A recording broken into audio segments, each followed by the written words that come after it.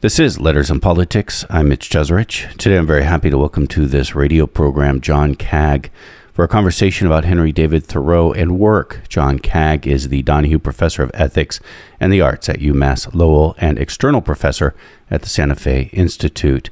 He is the co-author of a new book along with Jonathan Van Belle called Henry at Work, Thoreau on Making a Living. John Kaag, it is my good pleasure to welcome you to this program. Thanks so much for having me, Mitch. Henry David Thoreau wrote this, quote, "The mass of men lead lives of quiet desperation." That was a quote that was important for you in this work that you have here. What did Henry David Thoreau mean by the mass of men lead lives of quiet desperation? It's interesting because in the original manuscript, Thoreau actually says all men live lives of quiet desperation.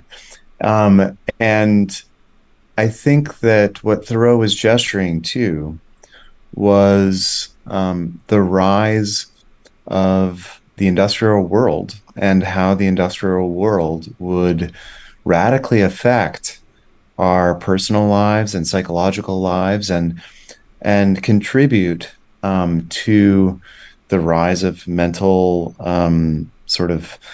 struggles, depression, anxiety, compulsion, and that modern consumerism, along with modern capitalism, really pushes humans like us away from nature into a type of society that is not particularly interested in individuals flourishing or their original expression or their creativity, but rather making them take certain roles in society and in their work lives. Thoreau's sort of retreat to Walden in the 1840s was the attempt to counteract that desperation. What is happening in his world at this time? Obviously, this is sort of the earlier years of the Industrial Revolution? It is. I mean, Thoreau graduated Harvard and then immediately confronted the economic panic of 1837, which basically wiped out a third of all disposable income in the United States. People lost their jobs. It was very much like the pandemic to some extent. And Thoreau was confronting the false promises of the Industrial Revolution and the promises of American progress in the late 1830s and into the early 1840s. Thoreau's community outside of Boston in Concord, Massachusetts, was the neighbor to towns such as Manchester, New Hampshire, Lawrence, Massachusetts, and Lowell, Massachusetts, where the mills and factories of the Industrial Revolution, some of the biggest in the world at the time, popped up. And Thoreau watched the growth of that sort of industrial behemoth and was concerned about the way that it would dramatically affect the natural world, but also the human beings that worked inside those factories. Did he write about the factories? He did. In fact, it's curious. Within Walden, in fact, he even talks about the girls working at the factories. And he does so in a chapter entitled Solitude. And his point in that chapter is that the girls working in the factories, his expression, didn't have space for solitude or to be by themselves or to express themselves in original or individual ways, that their lives were orchestrated for them and structured very tightly around the clock in that sort of like mechanized way. Isn't Walden's first chapter or very early in the book even named Economy? That's right. The first chapter of Walden is entitled Economy, which seems sort of ironic since the first chapter of Walden is such a critical assessment of our current economic models. What Thoreau, however, is trying to do is direct us back to a an older understanding of economy, which traces its origins to a word that means to dwell and to make a home.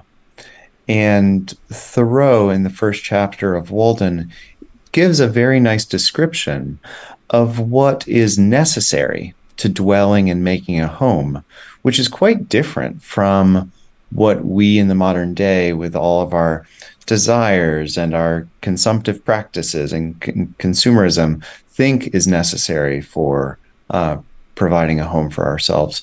For Thoreau, he points out that what is really necessary in life is shelter, food, clothing, and vital warmth.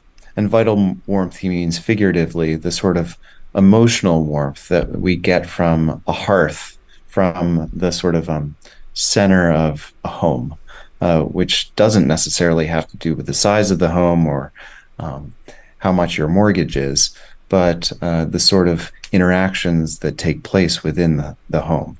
It's interesting. In your book, Henry at Work, you're trying to show that Henry David Thoreau was quite the worker rather than the stereotype of a free lover that he has acquired through time. But we also, I mean, it's also interesting. We think of Henry David Thoreau also as a naturalist and an abolitionist and many other things, but never as an economist. And I think we should. I mean,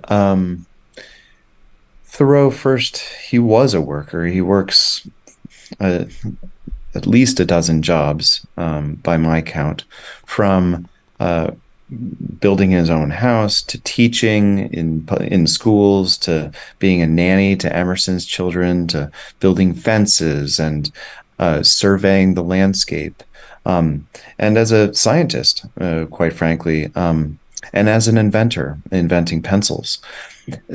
Henry worked constantly, but he actually was interested in reevaluating why we work and what we work for. He was an expert in both home economics, which was at the time a relatively new idea. Lydia Maria Child wrote a book called The Frugal Housewife, which gave an account of what primarily women had to do in order to keep up their house. Thoreau read The Frugal Housewife and applied it to Walden.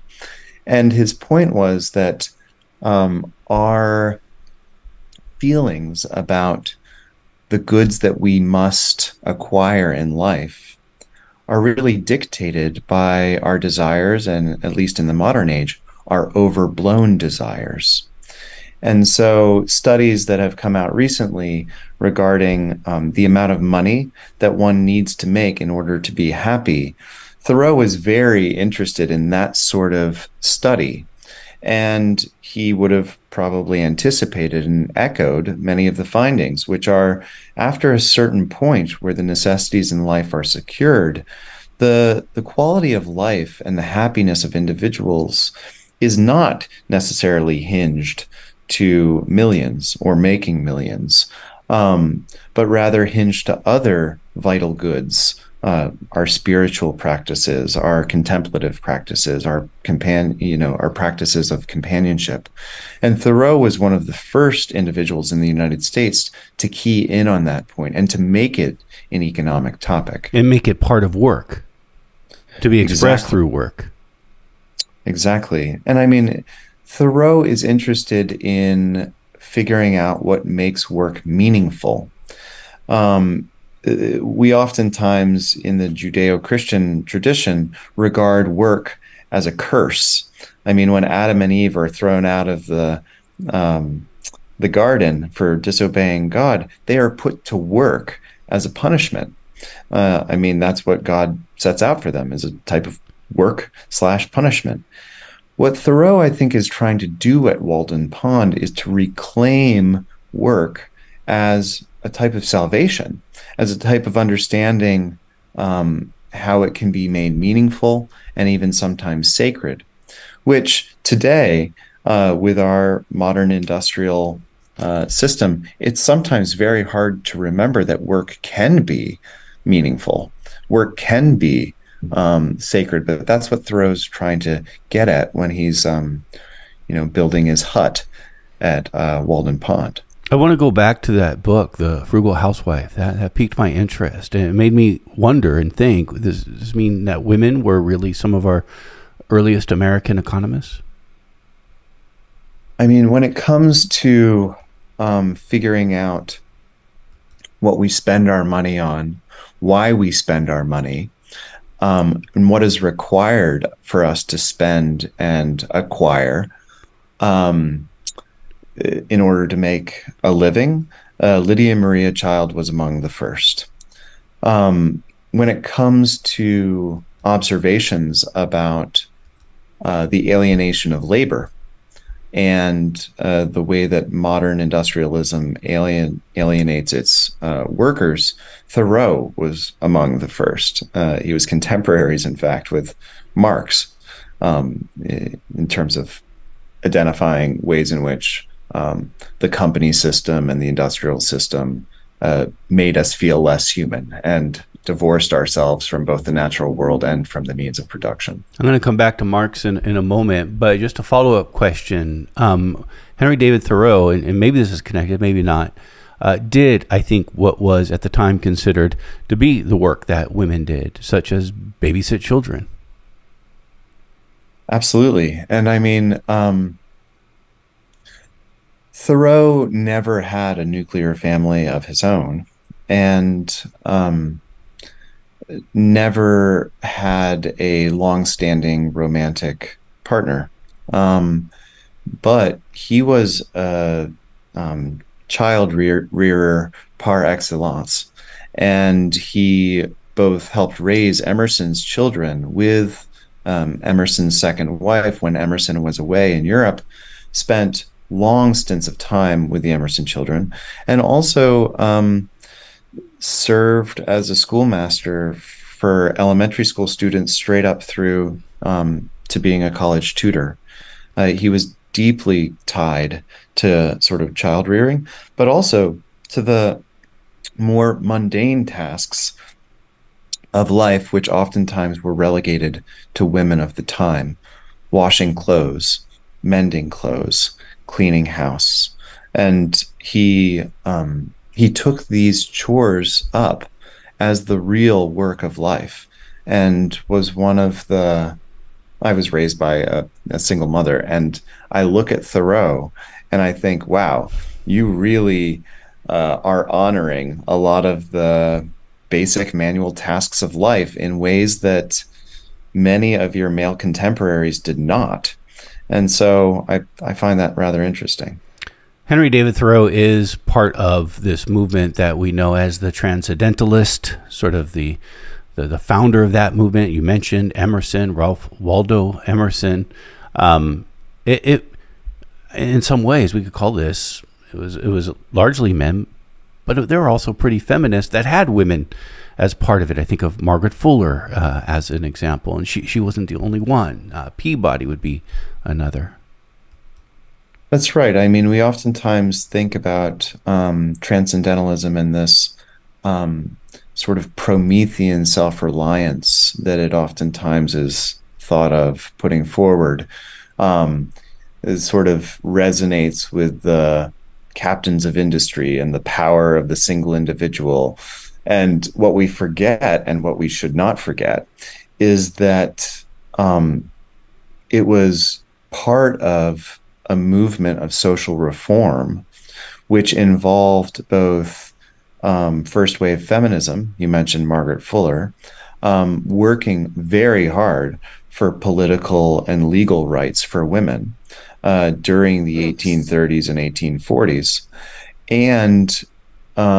and contiguous with the abolitionism that we saw, coming and sort of gathering force through the 1830s and 1840s in the lead up to the Civil War. We mentioned Karl Marx earlier. Is there overlap between Henry David Thoreau and Karl Marx? Work and ideas is what I mean, but I also mean, is there any evidence that they knew of each other? Not to my knowledge, although I would be very interested if a listener were to clue me into that relationship. The similarity between their work, however, is obvious and marked. And one of the insights that Thoreau has prior to Marx is the way that the industrial system created widespread alienation, a feeling of widespread alienation. This is Letters and Politics, and we are in conversation with John Kaag. John Kaag is the Donohue Professor of Ethics and Arts at UMass Lowell and external professor at the Santa Fe Institute. He is co-author with Jonathan Van Belle of a book that we are in conversation about. It's called Henry at Work, Thoreau on Making a Living. Let me come back to this term you put out there, self-reliance. This is also an important term. One of the iconic essays that sort of in the early years that maybe even helps kick off the transcendentalist movement was by Ralph Waldo Emerson, called Self-Reliance. You took on a little bit about what that actually means. Talk to me more, because you're right. When I think of self-reliance, I'm thinking of pulling oneself up from the straps of their own boots.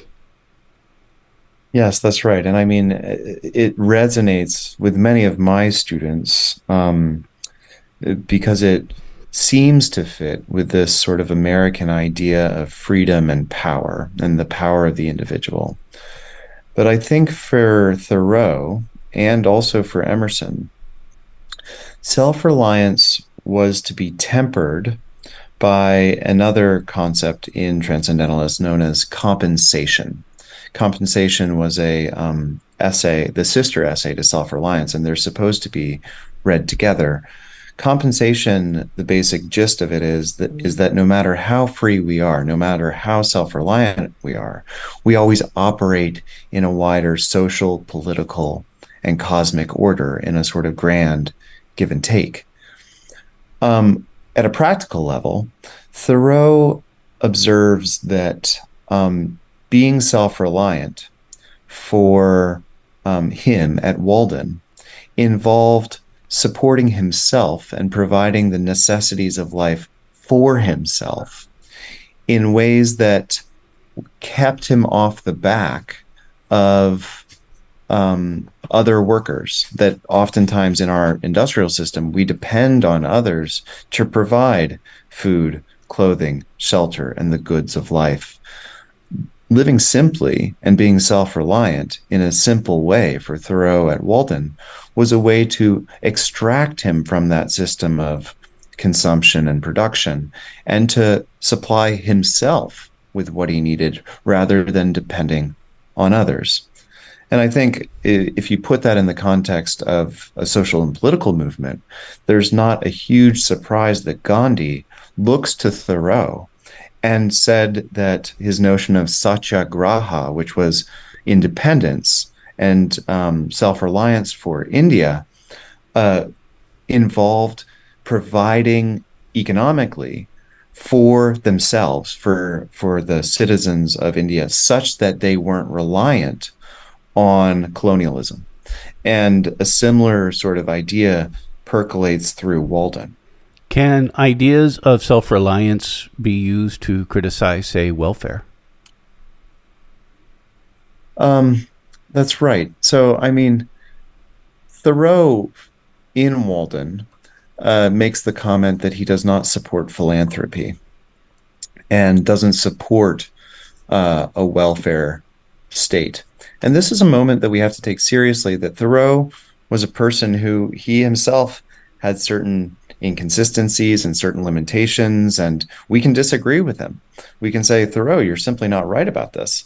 But Thoreau's point, I think, during the time and when he criticized philanthropy of the time was that philanthropy and charity of his time did not typically respect the autonomy or the ability to be self-reliant for individuals who might find themselves under the poverty line.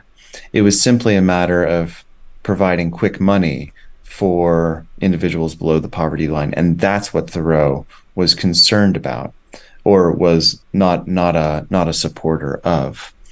But honestly, when I read those sections on philanthropy, I have to say to myself, I think, Thoreau, you seem awfully like a Harvard grad who still had certain types of privileges.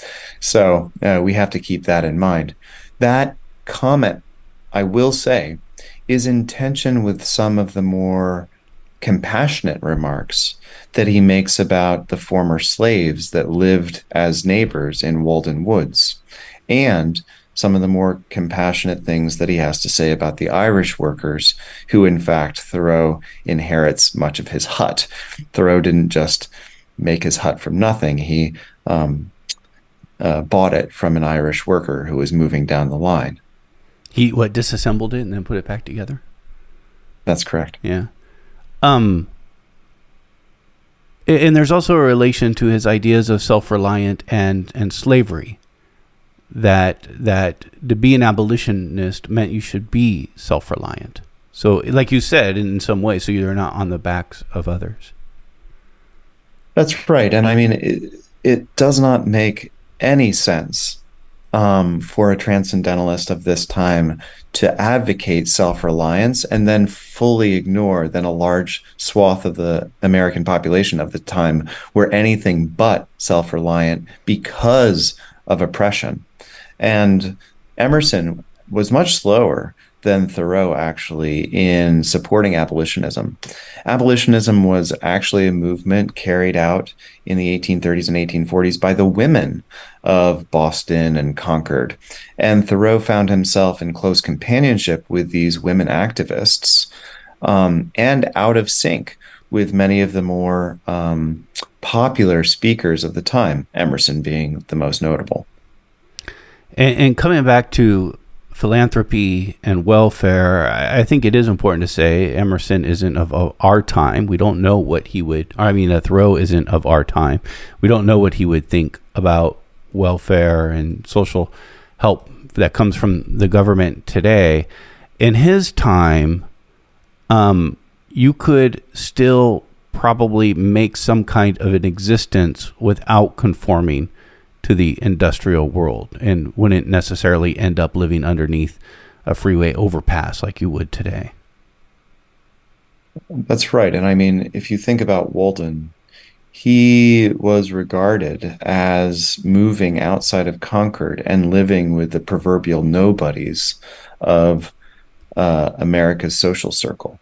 The people who lived in Walden Woods were much poorer than your average Concord inhabitant.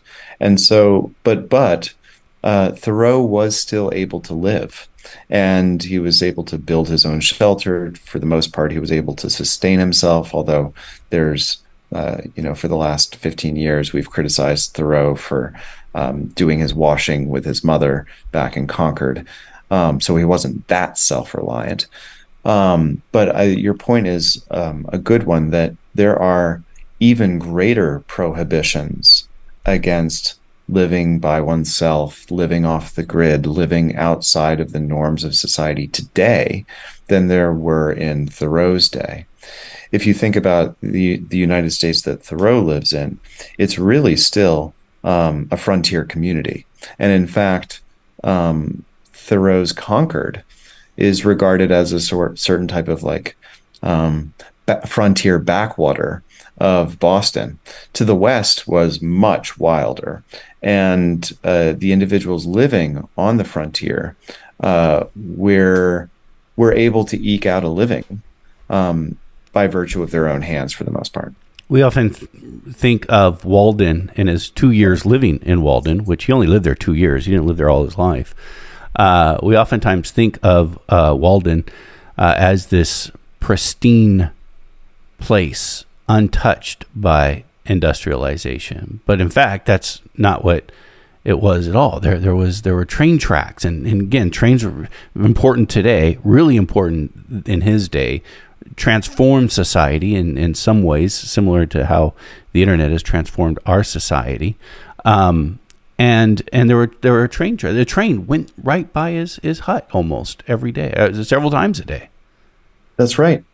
I mean, when he writes the chapter in Walden entitled Sounds, most of the reflections in that chapter are about the railroad and about the way that the railroad is interrupting natural beauty.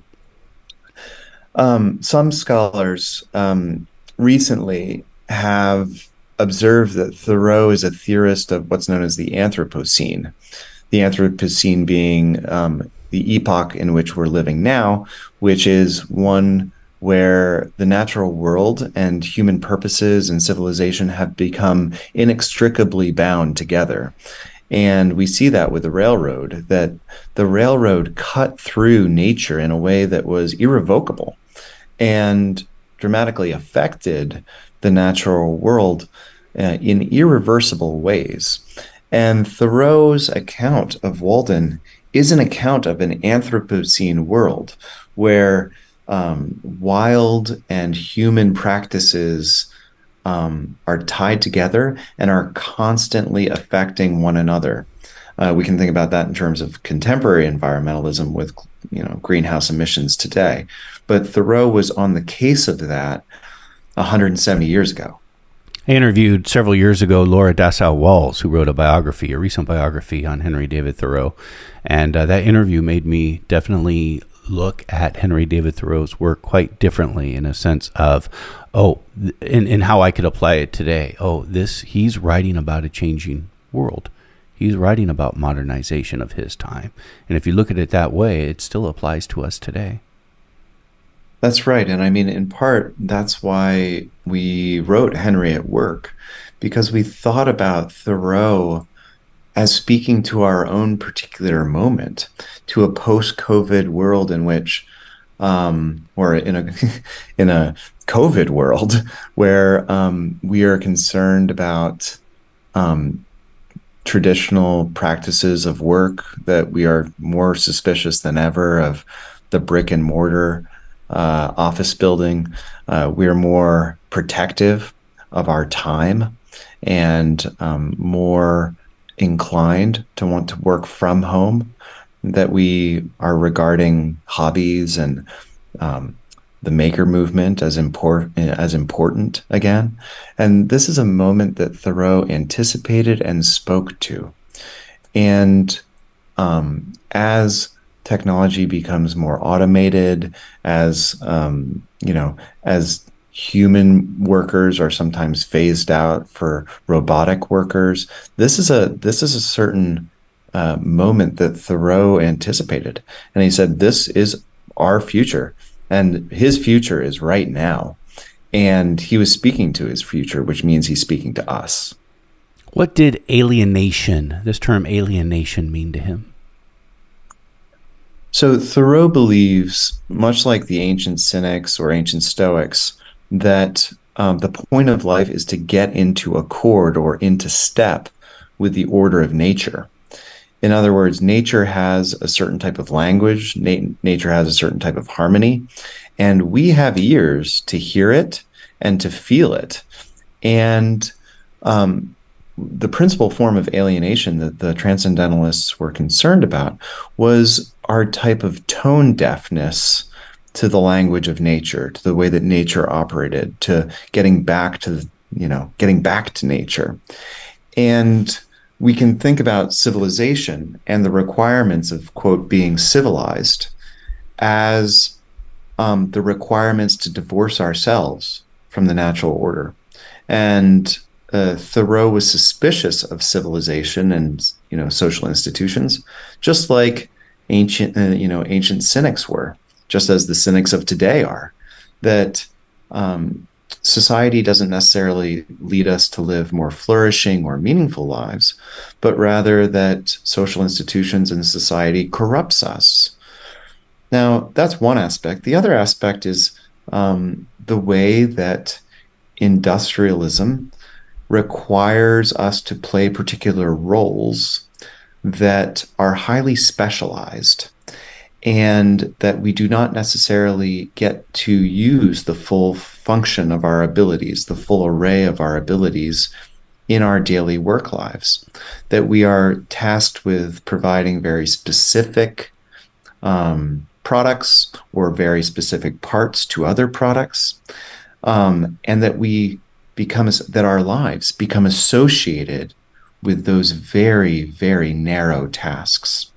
And Thoreau and Emerson, along with, again, a contemporary Danish philosopher, Soren Kierkegaard, they're very concerned about the way that the roles of modern society truncate us, that we perform just a small array of what we could actually accomplish.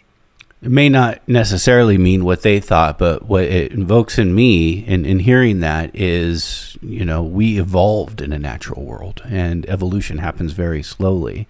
And with the Industrial Revolution, we dramatically changed the planet in ways that many species can't keep up with. And I suspect in the future, we may change the planet so much that we can't stay with as well.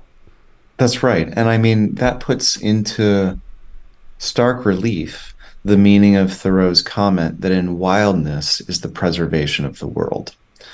Wildness for Thoreau, I think, means both literal wildness, in other words, the polar ice caps that keep us alive, that are in some ways, for a long time, unaffected by human activity, that type of wildness. But also he means it in a figurative sense, that what keeps us alive and what preserves our world, what makes our world meaningful, is at least in part the belief that we can explore the outer bounds of our experiences, that we can challenge ourselves, that we can transcend ourselves. And he's concerned that our current work practices do the opposite, that they don't challenge us, that they don't encourage us toward transcendence, that they don't actually encourage us to grow. And having worked a bunch of very menial/meaningless, and they're not the same things necessarily, but I've worked meaningless menial jobs. I've worked meaningless, very esoteric jobs. But having worked enough of those meaningless jobs, I can tell you that he's probably right about that. Yeah, it's interesting because in his world, and maybe I'm off on this, but I'm assuming in his world, nature is still abundant, and there's a sense of abundancy with nature. I don't know how many people actually thought there's going to be a day where there would be very little nature, whereas today you kind of have to travel to get to a place that is still considered quote unquote wild. Now you could say, well, we're nature too, so what we do is also natural, and that's fair. But we live in a world today in which actually we can envision a world in which there are no more wild places because they're so hard to get to where they still are. That's true. And I think that's in Thoreau's day, you're right. Surrounding Concord was a type of wilderness or wildness that I live in Concord today, and I can tell you it's no longer as wild as in Thoreau's day. It's become much more tamed and civilized. That being said, the United States and the world at large is broad, and there are places for us to experience what Thoreau himself was after at Walden. And you don't necessarily have to go to the highest peak in Maine, like Mount Katahdin, which Thoreau did, in order to get it. And Thoreau, I believe, was encouraging us to find our own Walden. In other words, find our own place where we can pay attention to the natural order, pay attention to our authentic selves, and experience something of wildness in our own backyard. That's harder today than in Thoreau's, but it seems to me that it's still possible. I live in downtown Oakland, where we have this amazing lake right in the middle of the city that's connected to the bay, the San Francisco Bay, hence connected to the ocean. And it's governed by tides, and you get wildness in it. You get fish and seabirds and all kinds of stuff in it, and right in the heart of the city. And to me, that was the lesson. Like, oh, right, in your backyard, you still can find a sense of nature. And I really tuned into it, as you mentioned, how the pandemic changed things when the pandemic happened, because suddenly I was stuck home at all the time. So I went around the lake every day, started noticing it, even listened to Walden audiobook as I did it. For you, in your entryway into this book, into these ideas came after your own sort of struggles, specifically a health scare. Yes. When I was 40, I was a big runner for a long time. I ran long distance as fast as I could. And then that caught up to me because when I was 40, I hopped off of a treadmill at the University of Massachusetts Lowell and went into full cardiac arrest. And they shocked me back after 2 minutes and then rushed me down to Tufts Medical Center where I had surgery, cardiac surgery, to fix a congenital disorder that I had had since birth. And that experience changed my orientation to work in a very real way. It slowed me down necessarily. It really questioned or led me to question how fast I had been living life and my engagement in the rat race of life. And other than just running fast? Oh yeah, of course. I wrote maniacally. I wrote books maniacally. I taught my heart out. I taught extra classes. I worked 2 extra jobs. Yeah, I mean, You were 40. Why not? Say again? You were 40. Why not? Well, yeah, exactly. Well, I can tell you why not. Yeah. Because you sometimes wind up having a cardiac arrest, which wakes you up. So part of Henry at Work was also my writing completely stopped at the time. I had written Hiking with Nietzsche and American Philosophy of Love Story, and then afterward it completely stopped. I got remarried to my wife Kathleen and just went through this real existential upside downness, and that upside downness led me to reach out to my co-author, Jonathan Van Belle, and I said, I can't write this thing by myself. I can't work at all. I need help. And Jonathan was kind enough to sort of work it through with me. And he said, well, why don't we talk, if you're having trouble working, why don't we talk about work? Why don't we write about Thoreau and work? And I'll do it with you. And that's what we did as co-workers. Did Henry David Thoreau actually, you mentioned he was a teacher, so he did actually have jobs with structures that were imposed on him. That's right. I mean, he did. He worked several jobs, and one of which included a teacher. Notably, however, the structures that Thoreau had to follow in being a teacher oftentimes led him to quit his job. One of those structures or one of those demands is that he exact corporal punishment on his students. And after doing it just one time, he quit his job, a very lucrative job, by the way, which would have made him probably one of the most respectable members of the Concord community. And Thoreau simply gave it up because it was out of sync with his moral code. And that gives us some sort of, sense that maybe moral consciousness is more important than the structures of employment. The hitting of the kids were against his moral code? Yes, although I have to say that he did do it once, which has always puzzled me. I mean, we do funny things for work. It's kind of the point, right? The things that we're forced to do that maybe we're uncomfortable with. Yeah, absolutely. I mean, one of the points that we make in the book is that our employers are paying us not just for the tasks that we perform for them, but also for the time that we give up of our lives, that which is most important, the time that we have left. And they're really paying us for the sort of opportunity cost that we are constantly making in our employment. I'm assuming somebody might be listening to us right now and say, well, this sounds great, and I love these ideals. However, we live in a world that's seen incredible inflation. I'm having a hard time making it, and I have to do this 9-to-5 thing to make ends meet. Oh, absolutely. And so, I mean, we speak to a number of workers and relate those interviews in the course of Henry at Work.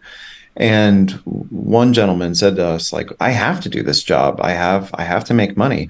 And there is a point below which individuals do have to work. I mean, they have to simply put bread on the table and pay their mortgage or pay their rent. Thoreau, interestingly, does say that many people could minimize their wants and needs, which then creates the space to choose a different job. And I think that that's a point that some of us in our contemporary economic system could really pay attention to. And the issue about I have to work in order to keep up with the Joneses is different than I have to work in order to put the basic subsistence living on the table. And we have to be honest about where we fall in that question. Now, when it comes to individuals who are skirting or flirting at the poverty line in terms of making their ends meet, we need as a society to be critical of an economic system that disadvantages the least advantaged of us and forces individuals into jobs of exploitation, jobs that dehumanize, and we need to be extremely critical of those type of economic practices, as Thoreau was. I mean, civil disobedience and Walden. So civil disobedience, the idea that we should break certain laws and norms if they are unjust, that's Thoreau's position, is not unrelated to his economic position as expressed in Walden. How so? Tell me more. Explain that. So Thoreau, while he was at Walden, actually was thrown into jail for not paying his taxes that would have supported the Mexican-American War, which would have expanded slavery. Thoreau believes that the economic move to live simply and self-reliantly off the grid, away from certain government support, not needing government support, allows you as individuals, or allows us as individuals, to push back against the government in particular ways when the government is executing laws in our behalf that we don't support and that we find immoral. The idea of opposing slavery and the idea of living simply and prioritizing our moral conscience over, for example, the wealth and goods of the modern day, and over the sort of keeping up with the Joneses that Thoreau rejects at Walden, go in tandem. The idea that we can dissent from certain government practices, and that we need to keep our own needs and wants in check, so that we can prioritize what is actually important, is, I think, part and parcel of Walden, but also civil disobedience. There's also the societal pressures to stick with that nine to five. If if you're suddenly like, I'm giving up my gig to go follow my bliss, people around you may be circumspect about that, may frown at you for doing that. Family may frown at you for doing that. Hugely. And in fact, Walden is a story of a man who is accounting for and giving a recounting of how that societal pressure actually operates. And when his visitors come to Walden and say, "What are you doing here? You live here?" That's a part of Walden. Thoreau says, "Of course, this is the best place to live, and I'll tell you why. And I'll tell you why you're living in a prison in Concord." He's trying to push back against that societal pressure by writing Walden, by living the way that he does. Thoreau is regarded as a bit of a misfit, as an outcast. Even his best friends, Ralph Waldo Emerson, for example, says that in his eulogy of Thoreau died before Emerson, that in his eulogy of Thoreau could have been a captain of industry, but instead he decided to be the captain of the Huckleberry Patch. In other words, going around and berry picking with the kids. What Emerson doesn't say is that those kids were Emerson's kids, and that part of work in life is putting your back into small tasks that support yourself, that allow you to live a flourishing life without depending on others. I mean, it almost thinks if Henry David Thoreau was around in the 20th century, he would have been a supporter of the movement for pay for housework. I think so. I 100% think so. He died at 44. So, I mean, young for today, but I don't know if that's young for his time. Well, it was young for his time, even at that time. And he suffered through tuberculosis, which was the scourge of the 19th century. I mean, back then, people died of the 19th century, which simply meant they died of diseases that in the 20th century we would no longer have to concern ourselves with, at least in the modernized and affluent West. And so he dies at 44, and death was always this sort of presence in Thoreau's life. It was sort of the specter that haunted him. He goes to Walden after his own brother John dies of gangrene after nicking himself with a razor. Horrible, horrible, horrible luck. And Thoreau is interested in his words, improving the nick of time. In other words, improving the experiences of life because they are so short, ephemeral, and fleeting. And I think that's what he's up to at Walden when he's putting his back into his work. John Kaag has been our guest. Again, John Kaag is the Donohue Professor of Ethics and the Arts at UMass Lowell and external professor at the Santa Fe Institute. He has joined us for a conversation about a book that he is the co-author of, along with Jonathan Van Belle. It's called Henry at Work, Thoreau on Making a Living. John Kaag, I've enjoyed our conversation very much, and I thank you. Thanks so much for having me.